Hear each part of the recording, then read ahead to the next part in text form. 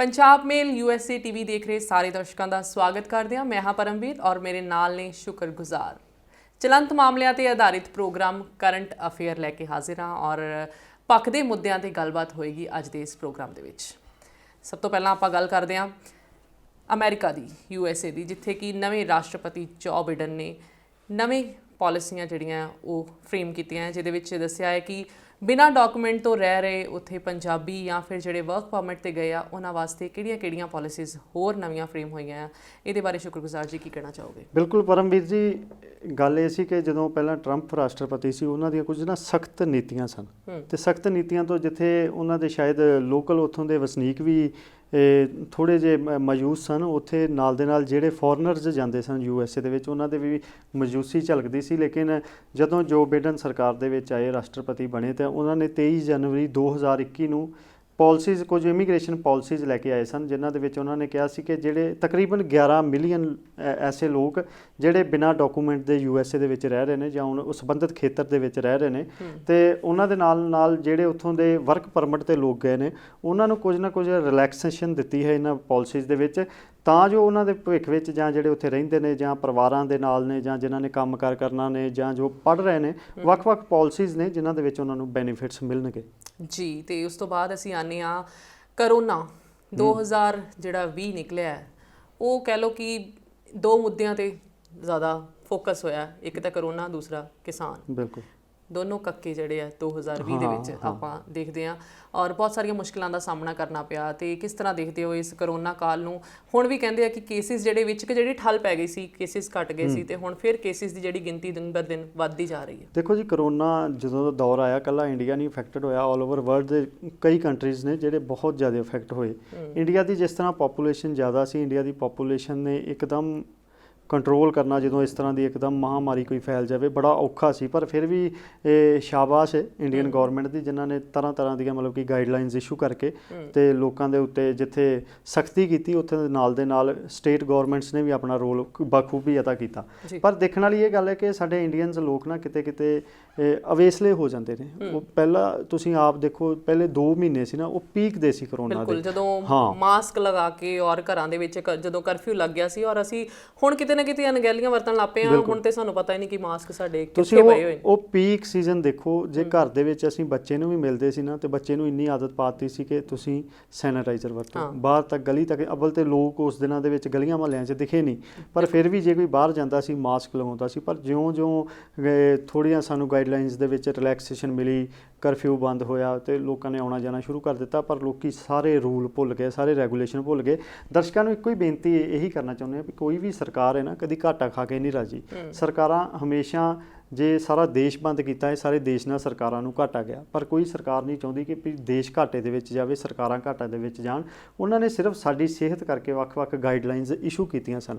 ਜਦੋਂ ਲੋਕਾਂ ਨੇ ਗਾਈਡਲਾਈਨਸ ਮੰਨੀਆਂ, ਲੋਕੀ ਸੜਕਾਂ ਤੇ ਨਹੀਂ ਸਨ, ਉਦੋਂ ਦੇਖਣ ਵਾਲੀ ਇਹ ਵੀ ਗੱਲ ਸੀ ਕਿ ਮੌਸਮ ਕਿੱਡਾ ਵਧੀਆ ਹੋ ਗਿਆ ਸੀ। ਸਾਨੂੰ ਇੱਥੋਂ ਜਲੰਧਰ ਦੇ ਸ਼ਹਿਰ ਤੋਂ ਆਮ ਪਹਾੜ ਦੇਖਣੇ ਸ਼ੁਰੂ ਹੋ ਗਏ। ਉਹ ਪੰਛੀ ਜਿਹੜੇ ਨਹੀਂ ਆਪਾਂ ਜਿਨ੍ਹਾਂ ਦੇ ਨਾਮ ਹੀ ਨਹੀਂ ਸੁਣੇ ਸਨ, ਜਾਂ ਉਹ ਪਸ਼ੂ ਜਿਹੜੇ ਆਪਾਂ ਸਮਝਦੇ ਸਨ ਕਿ ਪਤਾ ਨਹੀਂ ਉਹਨਾਂ ਦੀਆਂ ਗਾਂ ਜਾਤੀਆਂ ਹੈ ਵੀ ਕਿ ਨਹੀਂ ਹੈ, ਉਹ ਵੀ ਸਾਨੂੰ ਸੜਕਾਂ ਤੇ ਮਿਲੇ, ਆਸਮਾਨ ਦੇ ਵਿੱਚ ਪੰਛੀ ਮਿਲੇ। ਤੇ ਇਹ ਉਦੋਂ ਇਹ ਸੀ ਕਿ ਲੋਕਾਂ ਨੇ ਬਹੁਤ ਰੂਲ ਫੋਲੋ ਕੀਤੇ। ਪਰ ਜਿਉਂ-ਜਿਉਂ ਇਹ ਰਿਲੈਕਸੇਸ਼ਨ ਆਈ, ਲੋਕਾਂ ਨੇ ਡਰ ਲੱਥ ਗਿਆ ਵੀ ਸ਼ਾਇਦ ਕਰੋਨਾ ਖਤਮ ਹੋ ਗਿਆ। ਪਰ ਕਹਿੰਦੇ ਨੇ ਕਿ ਜਿਸ ਤਨ ਲੱਗੇ ਸੋਈ ਜਾਣੇ, ਤੇ ਆਖਿਰਕਾਰ ਜਿਸ ਦੇ ਉੱਤੇ ਕੋਈ ਨਾ ਕੋਈ ਚੀਜ਼ ਇਫੈਕਟ ਕਰਦੀ ਹੈ ਉਸ ਨੂੰ ਪਤਾ ਹੁੰਦਾ ਹੈ। ਮੈਂ ਇਹ ਵੀ ਐਸੇ ਪਰਿਵਾਰ ਵੀ ਵੇਖੇ ਨੇ ਵੀ ਜਿਨ੍ਹਾਂ ਦੇ ਘਰਾਂ ਦੇ ਵਿੱਚ ਜਦੋਂ ਕਮਰੇ ਦੇ ਵਿੱਚ ਫਾਦਰ ਰਹਿੰਦਾ ਹੈ ਤਾਂ ਉਹਨਾਂ ਦੇ ਬੱਚੇ ਰੋ ਰਹੇ ਹੁੰਦੇ ਨੇ ਕਿ ਵੀ ਅਸੀਂ 10-12 ਦਿਨ ਆਪਣੇ ਪਿਤਾ ਨੂੰ ਵੀ ਨਹੀਂ ਮਿਲ ਸਕਦੇ। ਗੱਲ ਇਹੀ ਵੀ ਉਹ ਅਫੈਕਟਡ ਸਨ। ਪਰ ਇਹੀ ਅਸੀਂ ਮਤਲਬ ਕਿ ਆਪਣੇ ਚੈਨਲ ਰਾਹੀਂ ਸੁਨੇਹਾ ਦੇਣਾ ਚਾਹੁੰਦੇ ਹਾਂ ਕਿ ਦੋਸਤੋ, ਜੋ ਵੀ ਗਾਈਡਲਾਈਨਸ ਨੇ ਉਹ ਗਾਈਡਲਾਈਨ ਜ਼ਰੂਰ ਮੰਨੋ, ਸੈਨੀਟਾਈਜ਼ਰ ਦੀ ਵਰਤੋਂ ਕਰੋ, ਮਾਸਕ ਜ਼ਰੂਰ ਪਾ ਕੇ ਸੜਕਾਂ ਦੇ ਵਿੱਚ ਜਾਓ ਤੇ ਖਾਸ ਕਰਕੇ ਸੋਸ਼ਲ ਡਿਸਟੈਂਸਿੰਗ ਦਾ ਪਾਲਣ ਕਰੋ, ਕਿਉਂਕਿ ਮੇਲਿਆਂ ਦੇ ਦਿਨ ਨੇ, ਤਿਉਹਾਰਾਂ ਦੇ ਦਿਨ ਨੇ। ਕਈ ਟੌਪਿਕ ਤੇ ਵੀ ਆਪਾਂ ਆਵਾਂਗੇ, ਮੇਲੇ ਤਿਉਹਾਰਾਂ ਦੇ ਦਿਨ ਹੈ। ਇਸ ਤੋਂ ਪਹਿਲਾਂ ਆਪਾਂ ਕਿਸਾਨੀ ਦੀ ਜਿਹੜੀ ਗੱਲ ਕਰਦੇ ਹਾਂ ਵੀ ਕਿਸਾਨ ਵੀ ਦੇਖੋ ਅੰਦੋਲਨਾਂ ਦੇ ਵਿੱਚ ਬੈਠੇ ਆ, ਉਹਨਾਂ ਵਾਸਤੇ ਵੀ ਕਿੰਨਾ ਮੁਸ਼ਕਿਲ ਸਮਾਂ ਹੈ ਔਰ ਆਪਾਂ ਕਿਤੇ ਨਾ ਕਿਤੇ ਸਰਕਾਰਾਂ ਨੂੰ ਕੰਪਲੇਨ ਕਰ ਰਹੇ ਹਾਂ। ਇਹਦੇ ਬਾਰੇ ਕੀ ਕਹਿਣਾ ਚਾਹੋਗੇ? ਦੇਖੋ ਜੀ, ਕਿਸਾਨ ਸਾਡਾ ਅੰਨਦਾਤਾ ਹੈ, ਇਕੱਲੇ ਕਿਸਾਨ ਦੀ ਗੱਲ ਨਹੀਂ, ਗੱਲ ਤੇ ਨਾਲ ਕਿਰਤੀ ਦੀ ਵੀ ਹੈ ਨਾ। ਤੇ ਕਿਰਤੀ ਕਿਸਾਨ ਦੋਵੇਂ ਅਫੈਕਟਡ ਨੇ। ਉਹਨਾਂ ਦੇ ਨਾਲ ਕਈ ਐਸੇ ਲੋਕ ਅਫੈਕਟਡ ਨੇ ਜਿਨ੍ਹਾਂ ਦਾ ਸਿੱਧਾ ਸੰਬੰਧ ਕਿਸਾਨੀ ਦੇ ਨਾਲ ਹੈ ਨਾ। ਤੇ ਗਵਰਨਮੈਂਟ ਨੇ ਕਿਸਾਨ ਦੇ ਉੱਤੇ ਜੋ 3 ਬਿੱਲ ਲਿਆਂਦੇ ਕਿਰਤੀ ਤੇ ਕਿਸਾਨ ਦੇ ਨਾਲ ਸੰਬੰਧਿਤ, ਕਿਸਾਨ ਹਾਲੇ ਵੀ ਇਹੀ ਕਹਿ ਰਹੇ ਨੇ ਕਿ ਕਾਲੇ ਕਾਨੂੰਨ ਰੱਦ ਹੋਣੇ ਚਾਹੀਦੇ ਨੇ। ਗੱਲ ਆਖਰ ਟੇਬਲ ਤੇ ਬੈਠ ਕੇ ਹੀ ਮੁੱਕਣੀ ਹੈ।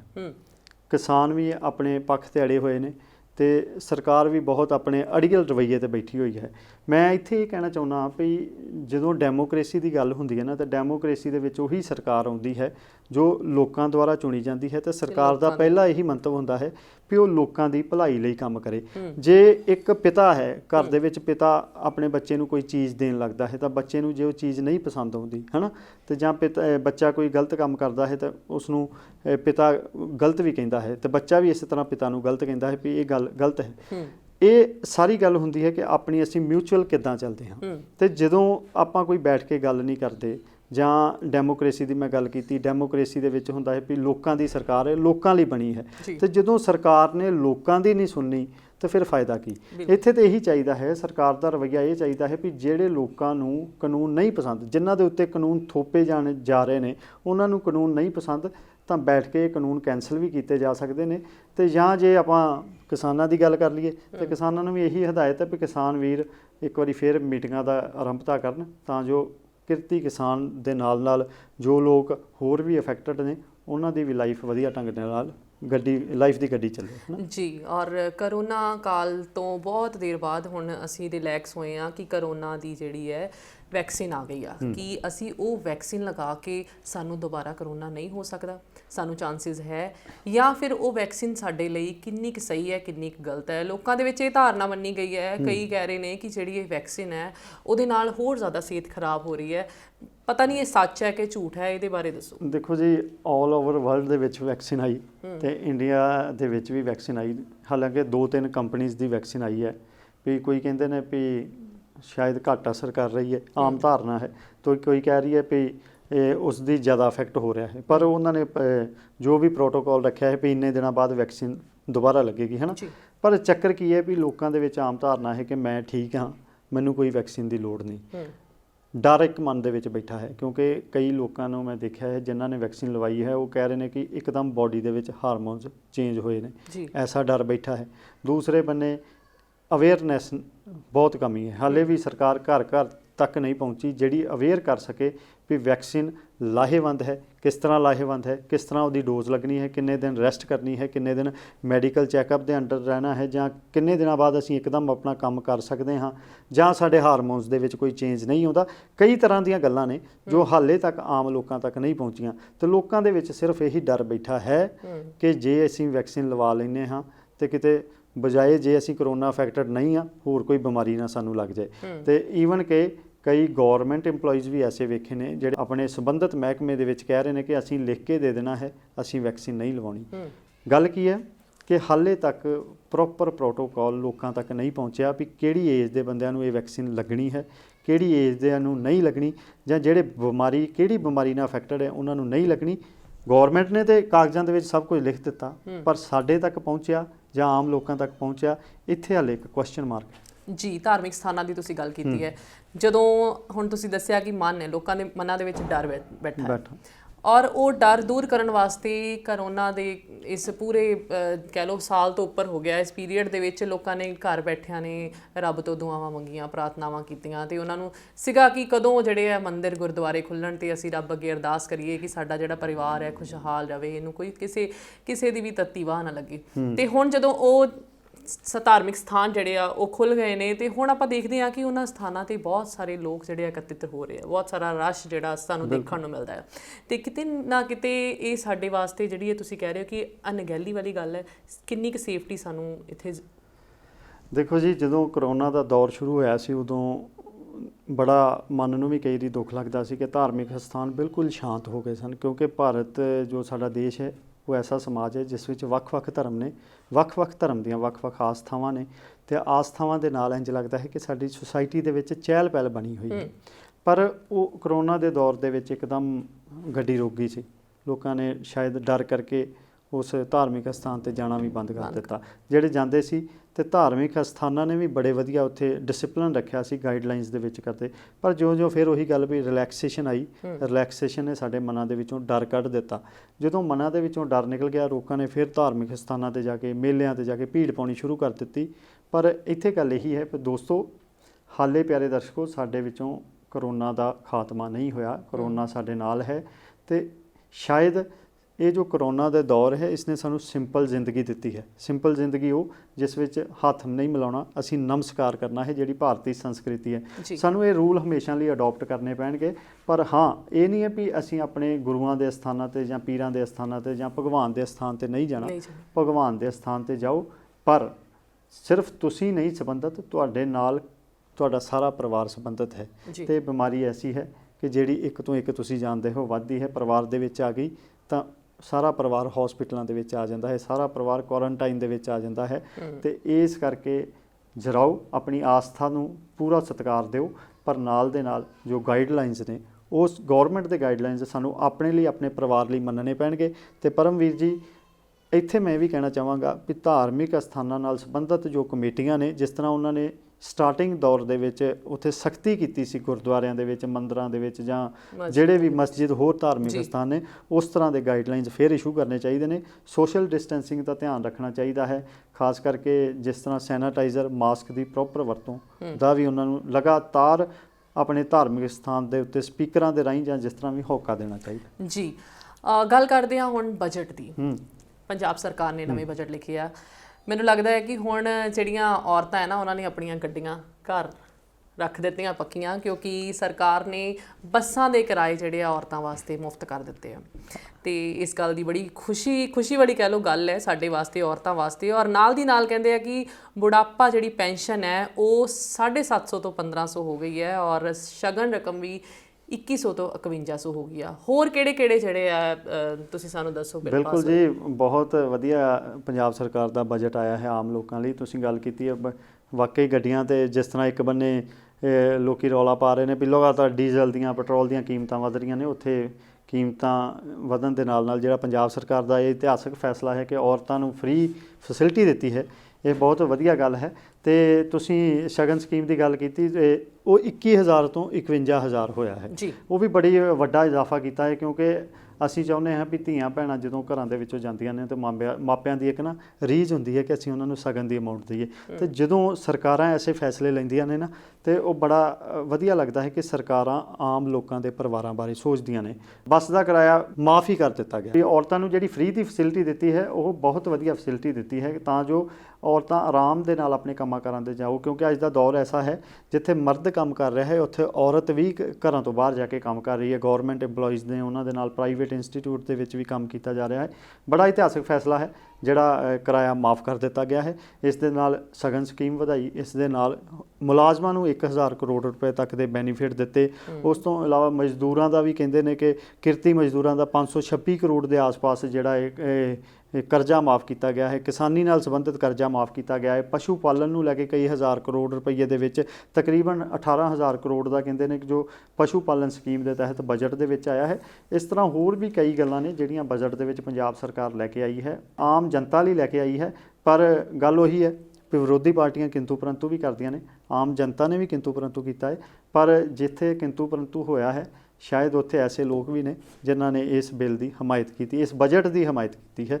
ਤੇ ਇਹੀ ਦੁਆ ਕਰਦੇ ਹਾਂ ਕਿ ਇਹ ਬਜਟ ਜੇ ਆਮ ਜਨਤਾ ਲਈ ਆਇਆ ਹੈ ਤੇ ਆਮ ਜਨਤਾ ਲਈ ਵਧੀਆ ਢੰਗ ਦੇ ਨਾਲ ਵਰਤੇ, ਕਿਉਂਕਿ ਜੇ ਇੱਕ ਪਰਿਵਾਰ ਚੰਗਾ ਹੋਏਗਾ ਤੇ ਇੱਕ ਸਟੇਟ ਚੰਗਾ ਹੋਏਗਾ। ਜੋ ਸਟੇਟ ਚੰਗੇ ਹੋਣਗੇ ਤਾਂ ਦੇਸ਼ ਦੀ ਨੁਹਾਰ ਆਪੇ ਬਦਲੇਗੀ। ਬਿਲਕੁਲ ਸਹੀ ਕਿਹਾ ਤੁਸੀਂ। ਔਰ ਹੁਣ ਦੇਖੋ, ਨਵਾਂ ਸਾਲ ਸ਼ੁਰੂ ਹੋਇਆ, ਨਵਾਂ ਸੈਸ਼ਨ ਸਟਾਰਟ ਹੋਣਾ ਹੈ ਬੱਚਿਆਂ ਦਾ, ਸਕੂਲ ਦਾ। ਪਿਛਲਾ ਸਾਲ ਤਾਂ ਇੱਕ ਤਰ੍ਹਾਂ ਬੱਚੇ ਘਰ ਰਹਿ ਕੇ, ਕਹਿ ਲਓ ਕਿ ਘਰ ਆਨਲਾਈਨ ਸਟੱਡੀ ਚੱਲ ਰਹੀ ਸੀ।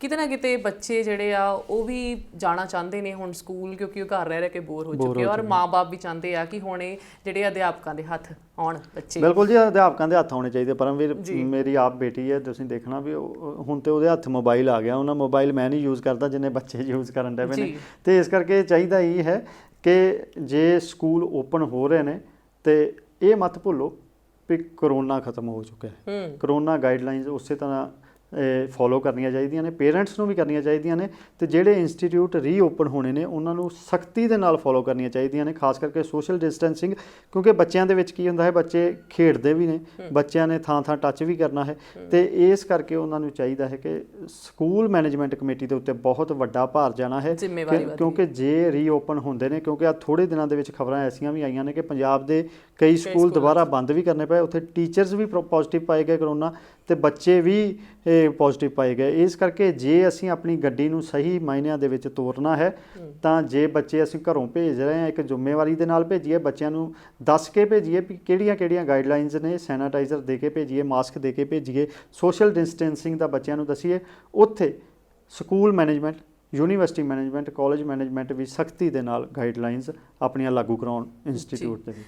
ਜ਼ਿੰਦਗੀ ਦੀ ਗੱਡੀ ਜਿਹੜੀ ਹੈ ਦੋ ਪਹੀਆਂ ਦੇ ਨਾਲ ਚੱਲਦੀ ਹੈ, ਹਸਬੈਂਡ ਵਾਈਫ ਜਿਹਨੂੰ ਕਹਿ ਲਓ, ਤੇ ਇਸ ਕਰੋਨਾ ਕਾਲ ਦੇ ਵਿੱਚ ਘਰ ਰਹਿ ਕੇ ਲੜਾਈਆਂ ਵੀ ਹੋਈਆਂ ਬਹੁਤ ਸਾਰੀਆਂ, ਕਈਆਂ ਘਰਾਂ ਦੇ ਵਿੱਚ, ਤੇ ਉਹ ਲੜਾਈਆਂ ਕੋਰਟ ਕਚਹਿਰੀਆਂ 'ਚ ਵੀ ਗਈਆਂ, ਪਰ ਕੋਰਟ ਕਚਹਿਰੀ ਦਾ ਜਿਹੜਾ ਕੰਮ ਹੈ ਉਹ ਵੀ ਕਿਤੇ ਨਾ ਕਿਤੇ ਬੰਦ ਸੀ, ਤੇ ਲੋਕ ਪਰੇਸ਼ਾਨ ਨੇ ਕਿ ਸਾਡੀ ਕੋਈ ਅਗਵਾਈ, ਕੋਈ ਸਾਡੀ ਗੱਲ ਨਹੀਂ ਸੁਣਦਾ। ਇਹਦੇ ਬਾਰੇ ਕੀ ਕਹਿਣਾ ਚਾਹੋਗੇ? ਨਹੀਂ, ਸਹੀ ਗੱਲ ਹੈ ਜੀ, ਕਿਉਂਕਿ ਮਾਰਚ 21 ਤੋਂ ਸ਼ਾਇਦ ਕੋਰਟ ਵਰਕ ਬੰਦ ਹੋਇਆ ਪਿਆ ਹੈ। 21 ਮਾਰਚ 2020 ਤੋਂ ਅੱਜ ਮਾਰਚ 2021 ਆ ਗਈ, ਤਕਰੀਬਨ 1 ਸਾਲ ਕੰਮ ਬੰਦ ਰਿਹਾ ਜੀ। ਫਿਜ਼ੀਕਲ ਹੀਅਰਿੰਗ ਬੰਦ ਹੋ ਗਈ ਸੀ, ਅਰਜੈਂਟ ਮੈਟਰ ਦੀ ਸੁਣਵਾਈ ਹੋਈ ਆ, ਆਨਲਾਈਨ ਪ੍ਰੋਸੀਜਰ ਦੇ ਰਾਹੀਂ ਹੋਈ। ਜਨਵਰੀ ਫਰਵਰੀ ਤੋਂ ਥੋੜੀ ਢਿੱਲ ਆਈ, ਉਸ ਤੋਂ ਬਾਅਦ ਉਹਨਾਂ ਨੇ ਕਿਹਾ ਕੰਮ ਸ਼ੁਰੂ ਕੀਤਾ ਜਾਏ। ਫਰਵਰੀ ਦੇ ਵਿੱਚ ਫਿਰ ਕੰਮ ਇਸ ਵਕਤ ਫਿਜ਼ੀਕਲ ਹੀਅਰਿੰਗ ਕੋਰਟਸ ਦੇ ਵਿੱਚ, ਇੰਡੀਅਨ ਕੋਰਟਸ ਦੇ ਵਿੱਚ ਸ਼ੁਰੂ ਹੈ, ਪਰ ਫਿਰ ਵੀ ਕਈ ਸਟੇਟਸ ਦੇ ਵਿੱਚ ਉਹਨਾਂ ਨੇ ਵੱਖ-ਵੱਖ ਡਿਸਟ੍ਰਿਕਟ ਦੇ ਵਿੱਚ ਜੋ ਸੰਬੰਧਿਤ ਅਧਿਕਾਰੀ ਨੇ ਉਹਨਾਂ ਨੂੰ ਕਿਹਾ ਹੈ ਕਿ ਪ੍ਰੋਟੋਕੋਲ ਜੋ ਕਰੋਨਾ ਗਾਈਡਲਾਈਨਸ ਦਾ ਹੈ ਪੂਰਾ ਫੋਲੋ ਕੀਤਾ ਜਾਏ। ਤੁਹਾਡੀ ਗੱਲ ਬਿਲਕੁਲ ਠੀਕ ਹੈ ਕਿ ਲੋਕ ਇਸ ਵਕਤ ਬਹੁਤ ਨਿਰਾਸ਼ ਨੇ, ਕਿਉਂਕਿ ਉਹ ਕਹਿ ਰਹੇ ਨੇ ਕਿ ਵੀ ਅਸੀਂ ਜੇ ਸਾਲ ਇੱਕ ਹੋ ਗਿਆ, ਕੇਸ ਨਵੇਂ ਪਾਏ ਨੇ ਤੇ ਕੇਸ ਹਾਲੇ ਤੱਕ ਉਹਨਾਂ ਦੀ ਕੋਈ ਸੁਣਵਾਈ ਨਹੀਂ ਹੋ ਰਹੀ। ਹਾਈ ਕੋਰਟ ਨੇ ਵੱਖ-ਵੱਖ ਡਾਇਰੈਕਸ਼ਨਸ, ਮਾਨਯੋਗ ਹਾਈ ਕੋਰਟ, ਸੁਪਰੀਮ ਕੋਰਟ ਨੇ ਵੀ ਵੱਖ-ਵੱਖ ਡਾਇਰੈਕਸ਼ਨਸ ਇਸ਼ੂ ਕੀਤੀਆਂ, ਜੋ ਸੰਬੰਧਿਤ ਡਿਸਟ੍ਰਿਕਟ ਸੈਸ਼ਨ ਜੱਜਸ ਨੂੰ ਵੀ ਉਹਨਾਂ ਨੇ ਵੀ ਆਪਣੇ ਹਿਸਾਬ ਨਾਲ ਜਿੱਥੇ ਲੋਕਾਂ ਨੂੰ ਫੈਸਿਲਿਟੀ ਦੇਣੀ ਹੈ, ਕਿਉਂਕਿ ਕਾਨੂੰਨ ਲੋਕਾਂ ਦਾ ਹੈ, ਤੇ ਜੇ ਲੋਕਾਂ ਨੂੰ ਫੈਸਿਲਿਟੀ ਦੇਣੀ ਹੈ ਤਾਂ ਲੋਕਾਂ ਦੀ ਅਸੀਂ ਆਗਿਆ ਵੀ ਲੈ ਸਕਦੇ ਹਾਂ। ਸੰਬੰਧਿਤ ਧਿਰਾਂ ਦੇ ਵਕੀਲ ਸਾਹਿਬਾਨ ਨੇ, ਉਹਨਾਂ ਦੀ ਆਗਿਆ ਦੇ ਨਾਲ ਗਵਾਹੀ ਵੀ ਹੋ ਸਕਦੀ ਹੈ। ਇਸ ਤਰ੍ਹਾਂ ਦੀਆਂ ਵੱਖ-ਵੱਖ ਗਾਈਡਲਾਈਨਸ ਆਈਆਂ ਨੇ ਜਿਨ੍ਹਾਂ ਦੇ ਨਾਲ ਮਤਲਬ ਕਿ ਕੋਰਟ ਦਾ ਕੰਮ ਚਾਲੂ ਹੋਇਆ ਹੈ, ਕੋਰਟਸ ਚੱਲ ਰਹੀਆਂ ਨੇ। ਹਾਂ, ਇਹ ਗੱਲ ਜ਼ਰੂਰ ਹੈ ਕਿ ਕਿਉਂਕਿ 1 ਸਾਲ ਪੂਰਾ ਹਰ ਸੈਕਟਰ ਬੰਦ ਰਿਹਾ, ਹਰ ਸੈਕਟਰ ਬੰਦ ਹੋਣ ਕਰਕੇ ਸ਼ਾਇਦ ਜਿਨ੍ਹਾਂ ਨੇ ਇਨਸਾਫ ਦੀ ਬਹੁਤ ਜਿਨ੍ਹਾਂ ਨੂੰ ਲੋੜ ਸੀ, ਉਹ ਦੌਰ ਹੀ ਐਸਾ ਕੁਦਰਤ ਨੇ ਆ ਗਿਆ ਕਿ ਸ਼ਾਇਦ ਉਹ ਹੋਰ ਨਿਰਾਸ਼ ਹੋ ਗਏ। ਪਰ ਮੈਂ ਦਰਸ਼ਕਾਂ ਨੂੰ ਕਹਿਣਾ ਚਾਹਾਂਗਾ ਵੀ ਇਸ ਵਕਤ ਇੰਡੀਅਨ ਕੋਰਟਸ, ਖਾਸ ਕਰਕੇ ਜੇ ਮੈਂ ਪੰਜਾਬ ਦੀ ਗੱਲ ਕਰਾਂ, ਪੰਜਾਬ ਦੇ ਵਿੱਚ ਵੱਖ-ਵੱਖ ਜ਼ਿਲ੍ਹਾ ਕਚਹਿਰੀਆਂ ਕੰਮ ਹੋ ਰਿਹਾ ਹੈ, ਨਵੇਂ ਕੇਸਸ ਫਾਈਲ ਹੋ ਰਹੇ ਨੇ, ਉਹਨਾਂ ਦੀ ਸੁਣਵਾਈ ਹੋ ਰਹੀ ਹੈ।